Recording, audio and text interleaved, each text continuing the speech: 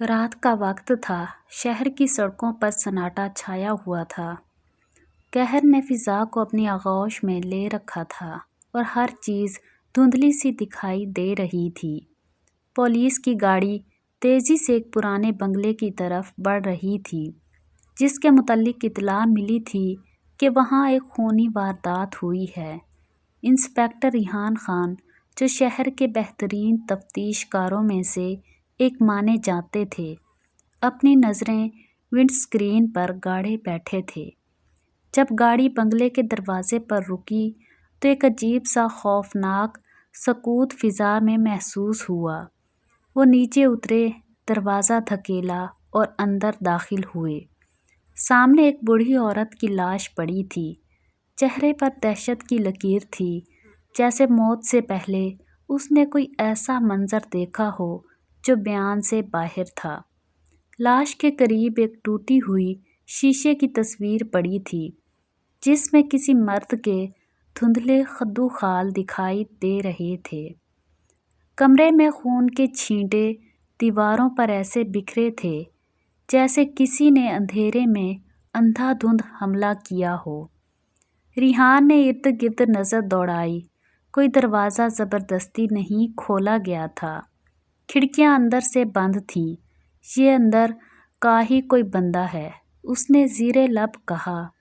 بنگلے کی خادمہ جو اطلاع دینے والی تھی، صدمے سے کانپ رہی تھی۔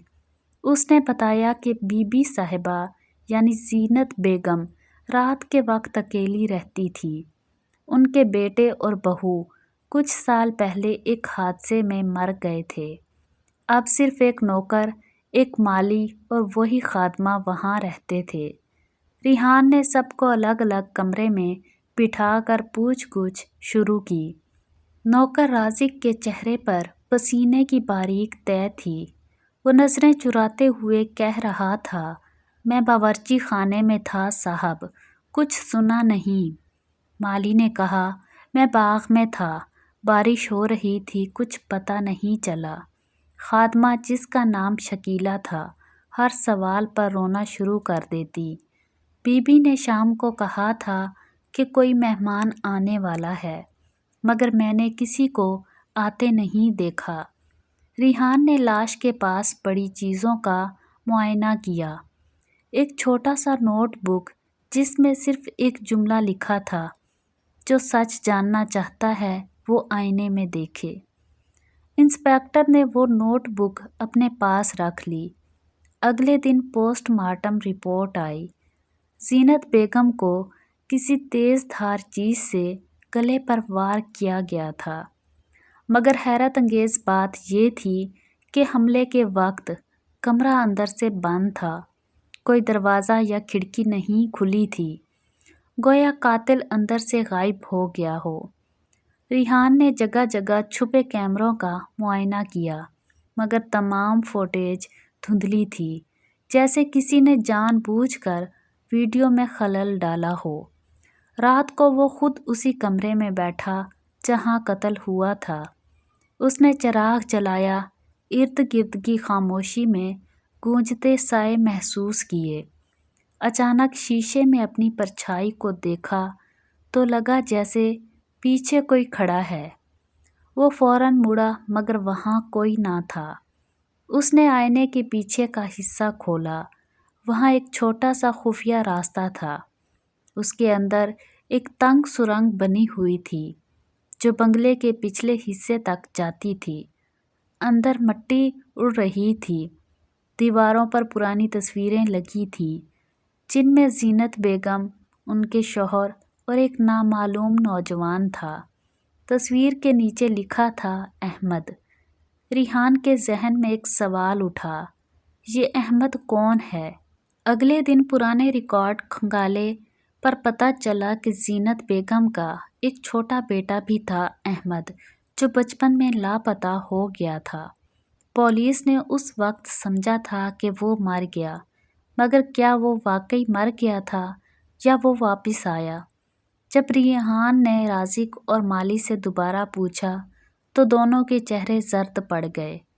مالی بولا، صاحب، پچھلے مہینے راتوں کو کسی کے قدموں کی چاپ سنائی دیتی تھی، جیسے کوئی بنگلے میں گھومتا ہو۔ ہم نے سوچا کوئی جن بھوت ہے۔ ریحان نے ایک بار پھر خفیہ سرنگ کا راستہ دیکھا۔ وہاں مٹی میں حالیہ جوتوں کے نشان تھے۔ وہ پیچھے پیچھے گیا۔ سرنگ کے آخر میں ایک لکڑی کا دروازہ تھا۔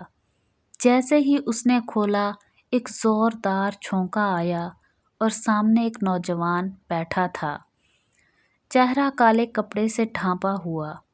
اس نے بندوق سیدھی ریحان پر تان دی۔ تمہیں یہاں نہیں آنا چاہیے تھا، ریحان نے پرسکون لہجے میں کہا۔ میں صرف سچ جاننا چاہتا ہوں۔ تم احمد ہو نا؟ نوجوان ہنسنے لگا۔ احمد مر گیا، اب صرف اس کا سایہ باقی ہے۔ ریحان آہستہ آہستہ آگے بڑھا۔ زینت بیگم تمہاری ماں تھی، تم نے انہیں کیوں مارا؟ نوجوان کی آنکھوں سے آنسو بہنے لگے۔ انہوں نے میری ماں ہونے سے انکار کر دیا تھا۔ جب میں واپس آیا تو انہوں نے کہا احمد مر چکا ہے۔ انہوں نے میرے سامنے اپنی جائیداد دوسرے بیٹے کے نام کر دی، جو دراصل میرا ہی ہم شکل تھا۔ میں نے سچ مانگا، محبت مانگی، مگر انہوں نے مجھے پاگل کہا، اور اسی دن میں نے فیصلہ کیا کہ اگر وہ مجھے بیٹا نہیں مانتی تو میں انہیں ماں نہیں مانوں گا۔ ریحان خاموش رہا۔ نوجوان نے کہا میں نے انہیں صرف ڈرانا چاہا تھا، مگر انہوں نے چیخ ماری، میں نے خود پر قابو کھو دیا۔ اسی لمحے ریحان نے اسے قابو کر لیا۔ پولیس نے اندر گھس کر اسے گرفتار کر لیا، مگر کہانی یہیں ختم نہیں ہوئی۔ جیل میں احمد ہر رات آئینے سے باتیں کرتا۔ وہ کہتا ماں تم وہاں ہو نا؟ ایک دن وہ اپنی سیل میں مردہ پایا گیا۔ دیوار پر خون سے لکھا تھا میں واپس آ گیا ہوں۔ ریحان کے لیے یہ کیس ختم ہو گیا تھا، مگر 1 مہینے بعد جب وہ بنگلے سے گزرا تو اس نے دیکھا کہ زینت بیگم کے کمرے میں چراغ چل رہا ہے۔ حیران ہو کر وہ اندر گیا۔ کمرہ خالی تھا، مگر آئینے میں کسی نے لکھ رکھا تھا سچ کبھی نہیں مرتا۔